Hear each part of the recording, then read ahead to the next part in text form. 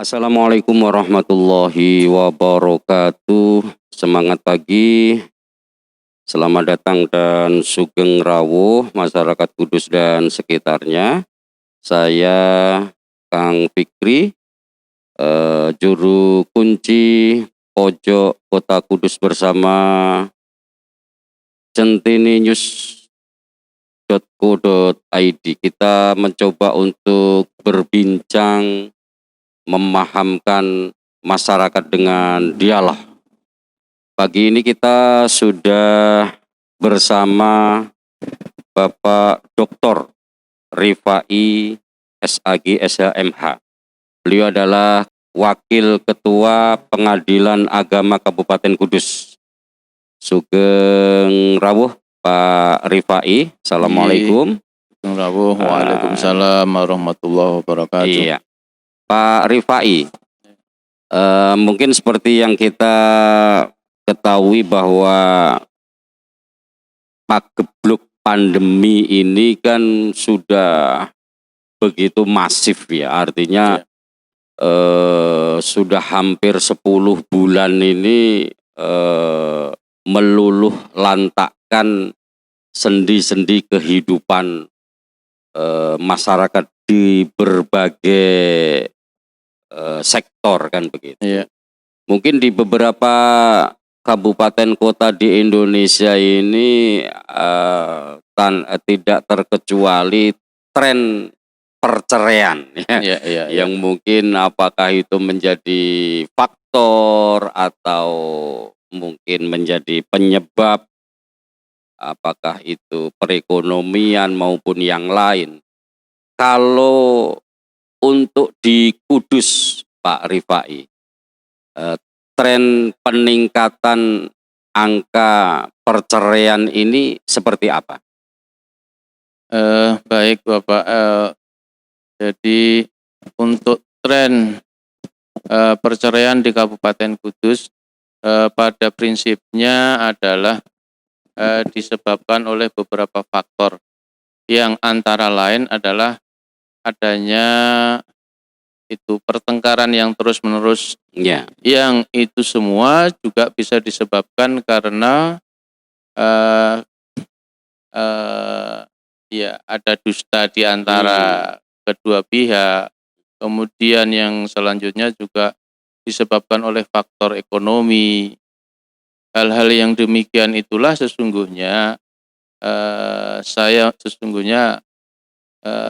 sering menyampaikan kepada teman-teman bahwa ketika terjadi demikian maka seharusnya yang harus dilihat paling utama adalah kesadaran akan kewajiban hak dan kewajiban bagi masing-masing pihak. Karena ketika kemudian dia akan menikah maka dia sadar sesadar-sadarnya bahwa pasangan kita siapa dan yang lain juga siapa, itu sehingga ketika kita menyadari hak dan kewajiban kita maka kemudian ke belakangnya akan menjadi agak nyaman. Oleh karenanya penyadaran kepada masyarakat kita bahwa tentang hak dan kewajiban masing-masing itu harus sangat ditekankan. Iya, harus ada edukasi ya, baik pranikah maupun pasca nikah kan begitu. Karena mungkin yang namanya rumah tangga ini kan tidak hanya sekedar dipotret dari enaknya saja, akan tetapi mungkin tidak enaknya juga mungkin porsinya lebih besar, sehingga kadang-kadang pertengkaran karena tidak kecocokan, kemudian seperti yang Pak Rifai bilang masih ada dusta di antara mereka. Ini yang menjadi kunci adalah celakanya mereka berdua ini ketika ada persoalan ini pada rebutan benar. Sehingga akhirnya mungkin muaranya ke pengadilan agama. Padahal mungkin seperti yang kita pahami bahwa sesuatu yang halal akan tetapi dibenci oleh Allah adalah perceraian. Iya. Seperti apa edukasi pengadilan agama terhadap mungkin yang memiliki tujuan untuk menekan agar angka perceraian ini tidak melonjak setiap tahunnya, Pak? Sebetulnya ada beberapa cara ya. Akan tetapi cara itu diantaranya ada pada instansi lain atau pihak lain. Iya. Sebagai contoh misalnya di masyarakat, yang punya masyarakat adalah bisa dibilang Pemda Kudus, kemudian atau Kandepak yang lebih dekat dengan masyarakat, yang sehingga di sana maka kemudian yang perlu ditonjolkan di masyarakat adalah penyuluhan hukum. Kemudian kalau di pengadilan ini berdasarkan Perma 1 2008 dan Junto Perma 1 2016 tentang mediasi, bahwa semua perkara yang dihadiri oleh kedua pihak maka wajib hukumnya untuk dimediasi.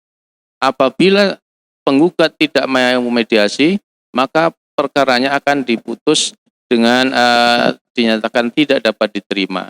Dan apabila itu yang tidak mau dimediasi itu adalah dari pihak tergugat, maka kemudian dia dikenai ketentuan biaya-biaya yang timbul akibat daripada mediasi itu. Jadi itulah diantaranya bagaimana untuk menekan sedemikian rupa agar sepanjang masih bisa dinegosiasi melalui mediasi itu, maka semaksimal mungkin pengadilan akan meminta kepada para pihak untuk menempuh jalur mediasi. Jadi itu adalah bentuk dari tahapan berperkara di pengadilan agama, Pak ya. Jadi upaya majelis hakim ini selalu menghindari perceraian dengan mediasi dan negosiasi, kan begitu. Iya, sepanjang dan setiap saat persidangan pasti dilakukan upaya perdamaian. Perdamaian ya. Kalau dari sisi angka, Pak Rifai, berapa perkara perceraian yang mungkin sudah masuk di PA Kabupaten Kudus ini? Kalau untuk tahun 2020 ini ya, jumlah total seluruh perkara, bukan hanya perceraian, itu ada 1.717 ya. Kemudian bisa diputus 1.763. Mungkin dari sekian ribu perkara ini, khusus untuk perkara perceraian, dibanding dengan tahun 2019 dan sebelumnya, ada kecenderungan meningkat? Ada peningkatan sekitar 100 perkara ya. 100 perkara. Dari sekian perkara ini, pada kasus gugat cerai di pengadilan ini lebih dominan, Pak ya? Ya, yang didominasi oleh perkara tadi itu pertengkaran, cekcok. Setelah itu baru ekonomi, setelah itu baru yang lain-lain. Jadi yang paling banyak dominasinya adalah karena pertengkaran dan percekcokan itu yang terus jadi menerus. Mungkin berbagai sebab, barangkali yang paling utama adalah karena faktor perekonomian itu, kemudian ketidakcocokan dengan suami istri, mungkin itu kurang tanggung jawab dan lain-lain. Ya. Padahal ketika kemudian terjadi proses perceraian dan itu sudah sah menurut hukum, tentu akan berdampak pada perkembangan anak kalau misalnya mereka itu memiliki anak kan begitu. Iya. Seperti apa, Pak?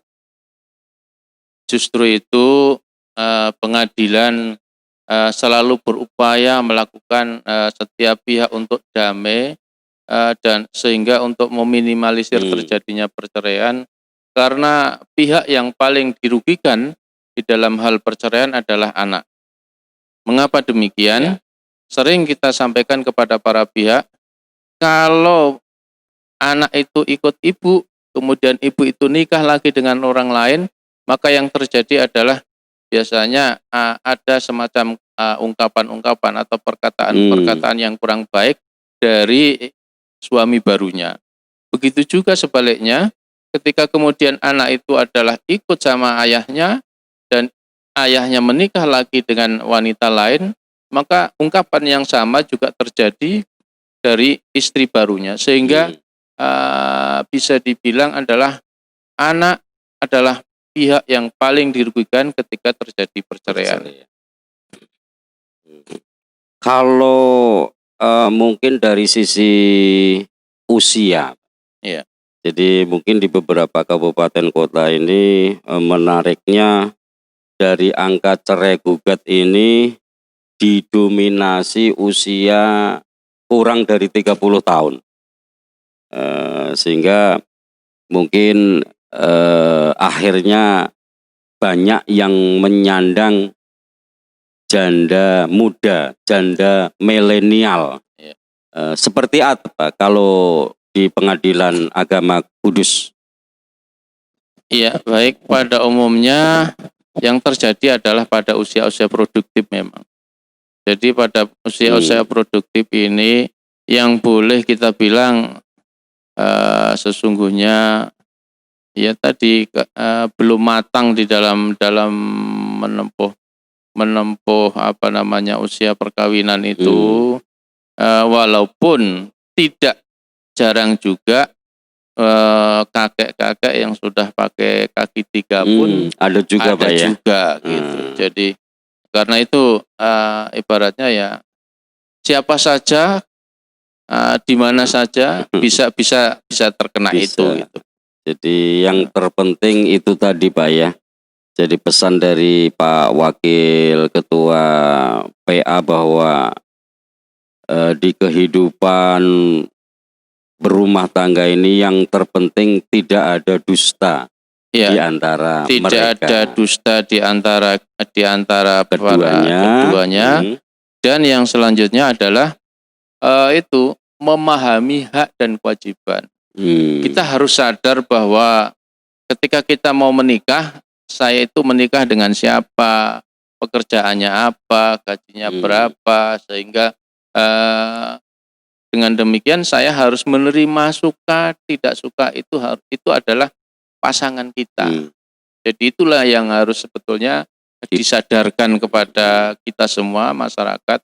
Dan yang paling utama juga di samping itu adalah itu tadi penyuluhan hukum yang terus-menerus harus dilakukan oleh instansi yang berwenang, instansi yang berwenang, mungkin KUA atau mungkin bisa juga melalui biro hukum dari Pemda juga bisa. Nanti kerjasama antara 3 instansi, misalnya dengan PA, dengan Depak, dengan Pemda seperti itu bisa. Karena untuk menyadarkan masyarakat itu atau dengan kata lain pembangunan yang sifatnya berbentuk manusia, berkaitan dengan manusia itu kan sangat-sangat sulit. Berbeda dengan pembangunan yang bersifat fisik. Ketika misalnya kita taruh bata, kita di tempatnya situ, kita kasih semen, sudah selesai. Tetapi ketika kita membangun manusia, itu adalah sangat-sangat sulit dan tidak nampak. Artinya indikatornya bisa macam-macam, Pak, untuk bisa berhasilnya. Pak Rifai, mungkin yang masyarakat ingin tahu, kalau misalnya ada pasangan suami istri kemudian sudah bersepakat untuk mengakhiri tali perkawinan, seperti apa tahapan ketika masyarakat ini mau berperkara? Mungkin mulai awal pendaftaran bagaimana sampai dengan pada masa akhir putusan itu.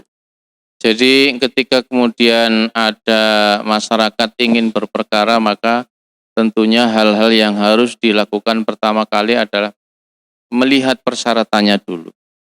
Setelah kemudian persyaratannya terpenuhi, maka kemudian pada tahapan selanjutnya adalah mendaftar di pengadilan sini, di pengadilan agama, yang itu bisa juga bagi masyarakat yang awam dilayani oleh Posbakum. Jadi di kami di setiap tahunnya adalah ada layanan pos bantuan hukum yang itu adalah dibiayai oleh negara, sehingga Posbakum ini gratis. Jadi tidak boleh ditarik biaya untuk di Posbakumnya. Adapun biaya perkara adalah yang tercantum di kwitansi itu. Yang tercantum di kwitansi itu, dan ketika kemudian misalnya ada tambahan-tambahan itu adalah sesuai dengan hukum acara yang berlaku. Misalnya untuk panggilan biayanya habis, ya baru disuruh nambah. Kalau tidak ada, berarti tidak ada tambahan yang lain. Kecuali bagi pihak-pihak yang menggunakan jasa kuasa hukum, itu lain ceritanya. Ini bukan, tidak ada hubungan langsung dengan. Iya. Jadi institusi PA, kalau masyarakat yang menggunakan jasa pos bantuan hukum itu di situ dilayani gratis. Bahkan bagi masyarakat yang tidak mampu sama sekali, bisa menggunakan keterangan kurang mampu, nanti bisa mendapatkan biaya prodeo, biaya gratis. Saya kira sepanjang biayanya ada di dalam DIPA, karena ada ketersediaan dananya, Pak. Iya, di prodeo ini terbatas. Ya, seperti itu. Terus setelah itu tahapan selanjutnya adalah nanti akan dipanggil. Setelah dipanggil nanti kemudian ada persidangan, diikuti sampai selesai persidangan, dan pada akhirnya kemudian setelah dinyatakan selesai putusan, kemudian menerima hasil, yaitu akta cerai, seperti itu. Jadi kalau kita mengaspirasikan sebagian kecil masyarakat bahwa yang memiliki pendapat bahwa berperkara di pengadilan agama ini ya mungkin mereka yang bernegatif thinking ya. Bahkan ada yang bilang begini, ada opsi mau cepat atau mau lama. Kalau menurut Pak Rifai seperti apa ketika ada masyarakat yang seperti itu? Jadi itu adalah satu pendapat yang keliru. Karena sesungguhnya tahapan-tahapan di pengadilan itu adalah sesuai dengan hukum acaranya. Dan kami juga dipantau 1 kali 24 jam melalui Siwas. Siwas. Jadi dan kami juga di sini juga ada petugas kami yang khusus menangani pengaduan seperti itu. Jadi kalau kemudian ada para pihak yang merasa dirugikan dan itu dari pengadilan, maka bisa dilaporkan. Bahkan kami juga punya notifikasi yang dinyalakan setiap hari sebelum sidang. Ada notifikasi tentang larangan gratifikasi, larangan korupsi, dan seterusnya dan seterusnya. Jadi kalau kemudian ada pihak-pihak yang mencoba-coba untuk bermain-main, ya tentunya pada akhirnya akan kita proses. Karena sesungguhnya kami juga diawasi sekali lagi 1 kali 24 jam. Termasuk ada komisi yudisial juga, Pak ya? Iya, semuanya. Semuanya ya. Iya. Jadi kadang masyarakat kan begini, kadang-kadang ini kasuistik ya. Kadang dimainkan di tahap awal melalui petugas relas. Jadi karena pedoman dari masyarakat itu pokoknya kalau salah satu tidak hadir dalam sidang 2 kali mesti cepat putus kan begitu, sehingga petugas penyampai undangan ini kadang-kadang yang terpenting itu sudah ada yang menerima, siapapun yang menerima kan begitu. Jadi begini Bapak, tentang relas itu harus patut. Patut itu artinya diterima oleh yang bersangkutan. Kalau tidak diterima oleh yang bersangkutan, maka kemudian disampaikan kepada Pemerintah kepala daerah, desa atau kelurahan kalau di kota. Sehingganya itu ketika kemudian sudah disampaikan, kemudian dalam batas-batas tertentu pihak T tidak hadir, maka itu dalam bahasa ininya adalah T dianggap tidak bersungguh-sungguh untuk membela hak-haknya. Padahal pengadilan sangat-sangat mengharapkan pihak T itu hadir, sehingga apa? Supaya bisa kita bisa mengkonfirmasi dan dia bisa mempertahankan hak-haknya itu. Jadi itulah yang kemudian kita kenal apa namanya dalam ininya Ibnu Umar itu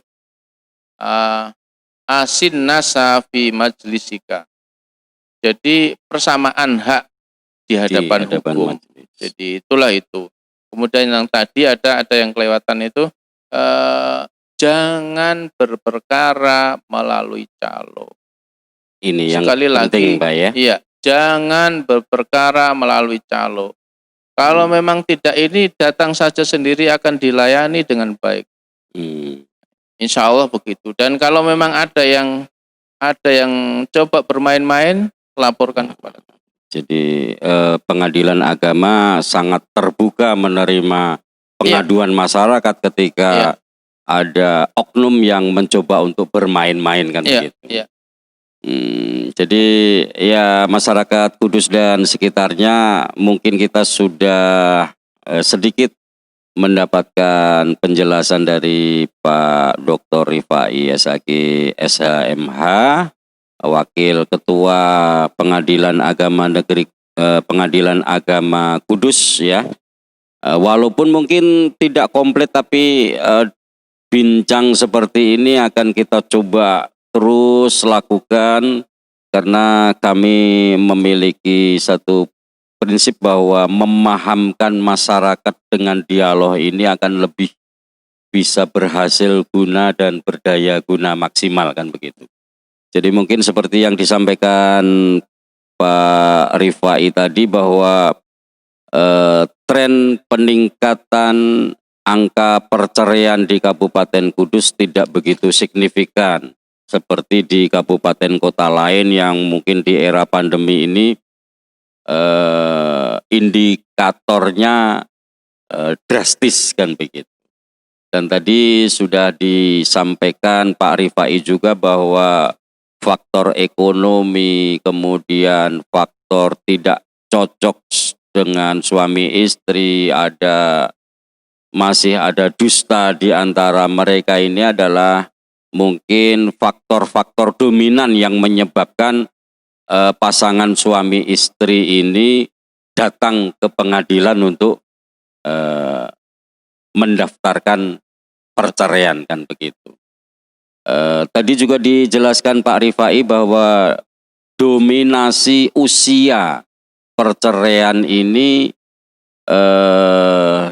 didominasi oleh pasangan suami istri yang berusia antara 30 tahun ke bawah Pak ya. Jadi kalau misalnya nanti sudah ada putusan pengadilan, maka sebenarnya ini banyak juga janda-janda milenial yang mungkin akibat ketidakcocokan itu pada akhirnya berpisah kan begitu. Pesan terakhir untuk masyarakat Kudus terkait dengan mungkin pasangan suami istri yang ideal supaya tidak akan pernah datang ke pengadilan untuk berpisah. Seperti apa Pak Rifai? Ya, baik. Segala sesuatu yang terjadi di tengah-tengah keluarga kita, maka yang terbaik adalah dimusyawarahkan. Kemudian yang kedua adalah pahami tentang hak dan kewajiban masing-masing, baik itu kewajiban istri ataupun hak suami ataupun sebaliknya kewajiban suami menjadi hak istri. Itu adalah beberapa hal yang paling pokok yang mendasari di mana kita untuk bersama-sama mencoba menjaga akad yang sangat sakral yang diperintahkan oleh Allah Tuhan yang Maha Kuasa. Oleh karenanya itu ketika kemudian kita melakukan hal yang demikian, maka sungguh kita telah berupaya beribadah kepada Allah dengan sebaik-baiknya. Akan tetapi ketika kemudian memang terjadi hal yang sangat darurat, sudah tidak ada jalan lain kecuali memang harus mengajukannya, itu adalah tadi itu satu hal yang halal tapi kemudian dimurka oleh Allah Subhanahu wa taala. Saya kira itu mari kita bersama-sama untuk sekali lagi menjaga dan memahami hak dan kewajiban sebagai suami dan istri. Saya kira demikian. Iya, begitu pesan Pak Wakil Ketua Pengadilan Agama Negeri. Satu pesan dari bincang kita di pagi hari ini, apapun permasalahan yang dialami oleh pasangan suami istri, perceraian bukanlah menjadi solusi yang terbaik, karena masih ada komunikasi, ada mungkin negosiasi, ada apapun bisa kita lakukan. Yang terpenting jangan pernah ada pasangan suami istri yang menginjakkan kakinya di kantor ini. Begitu Pak ya. Jadi terima kasih masyarakat Kudus dan sekitarnya. Kita akan berjumpa lagi dengan tema yang lain. Tentunya filosofi kita adalah ingin memahamkan masyarakat dengan dialog. Terima kasih. Assalamualaikum warahmatullahi wabarakatuh. Assalamualaikum warahmatullahi wabarakatuh.